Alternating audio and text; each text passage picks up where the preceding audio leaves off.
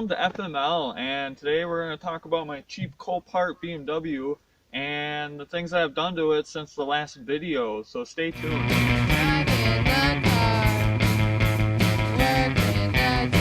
So those of you that are watching and paying attention to my previous videos, you'll notice that this BMW is now next to the other BMW, and that's because I got it moved and I drove it here.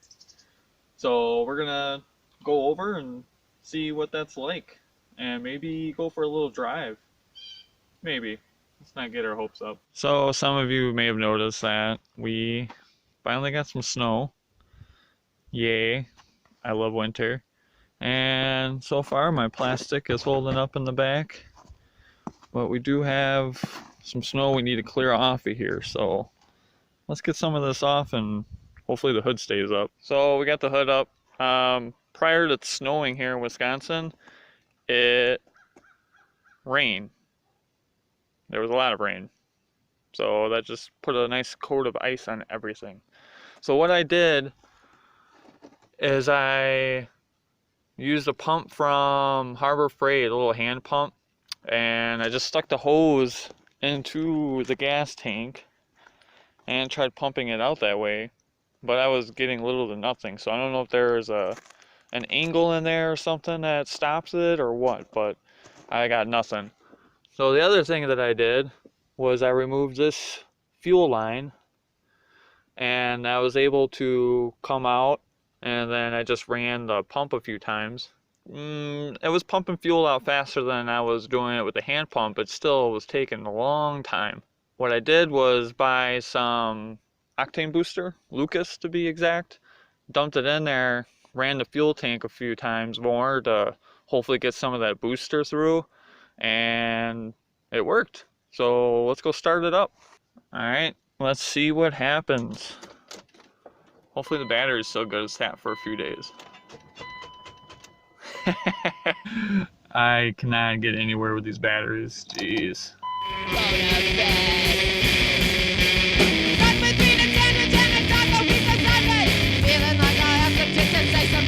Alright, now we're back. I got the jumper cables hooked up.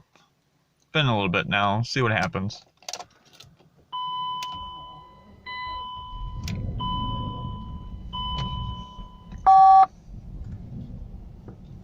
Running a little rough. But it's running. Let's go see what we got here. Check brake lights.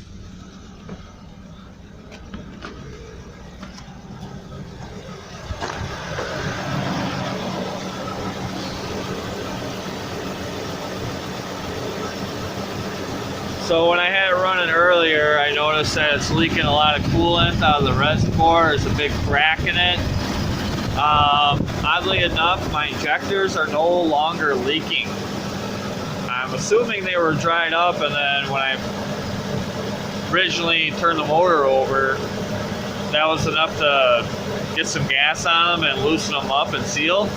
That's my theory. I don't know if that's the correct one or not, but we'll see. So I let it run for a little bit, kind of charge the battery up while bring it in the house and put it on the charger. I'm sitting in the car now because it's like 20 degrees outside, which brings me to my dilemma. I have not found a garage yet. I thought it would be fun to do a motor swap in the middle of winter, and I thought that's a really stupid idea, so I'm going to pass on that. I don't even want to be outside right now. So the video updates are going to be a little few and far between until I can find a garage. I scoped out a few places today. A lot of the shops and garages around here, they all want $2,000 a month. I just want a little spot to work on my car. I'm not trying to run a business here. So we'll keep on looking.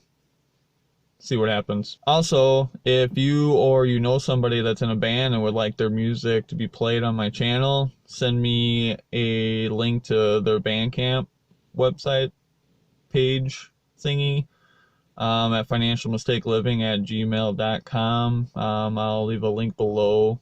Click on it, send me the information, and if I like the music, I'll put it on my channel.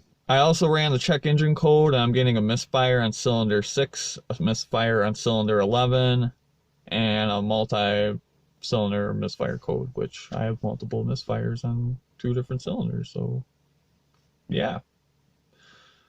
I don't know why there's that code, because it's obvious that there's multiple misfires, but hey, it's the world we live in. I'm gonna go with that.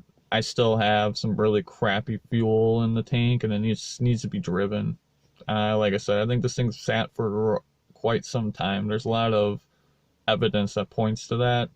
I also think I found the previous owner. They're a doctor, and I can't find any real contact information other than going through a hospital to get a hold of them and be like, hey, what's the story on the car? I feel weird doing that, but on the other hand, I'm very curious on what is the story of this car, because it looks like it's been stored, and it looks like it might have been stored indoors too, because it came from Minnesota. This does not have Minnesota rust on it, so something had to have happened, and they've had to take some care of it. It's at 155,000 miles on it, and you don't get that on a V12 BMW without doing a little bit of work to it. So, I don't know, comment below, do you think I should go through a hospital to try to get a hold of a doctor? I think I might do it, just because my curiosity has been piqued. We'll find out. Stay tuned for a future episode on that. If I do get a hold of the guy, he might not want to even talk to me, because I'm buying cheap, crappy BMWs off Copart and making videos on YouTube about it, and he's a doctor. So, and that's all I got. I was going to take it for a drive, but there's 2 inches of ice and snow on the windshield that requires me to just chip away. I can't see out the back window. I'm just not even going to mess with it. I know it moved from one spot to the other. I don't have insurance on it. It's not registered. I just got this thing, so I'm going to just not do it. And it's too cold. I can't get the system to bleed properly with that giant crack in the reservoir tank, so probably gonna go on a junkyard run and try to get that. Keeping an eye out for a window. I at least want to get that replaced, so I'm not messing up the interior in case I want to keep this for a future project car, which I might. Got a couple ideas, but I don't know. Got enough projects on my hands right now. So thanks for watching. Stay tuned. Stay warm.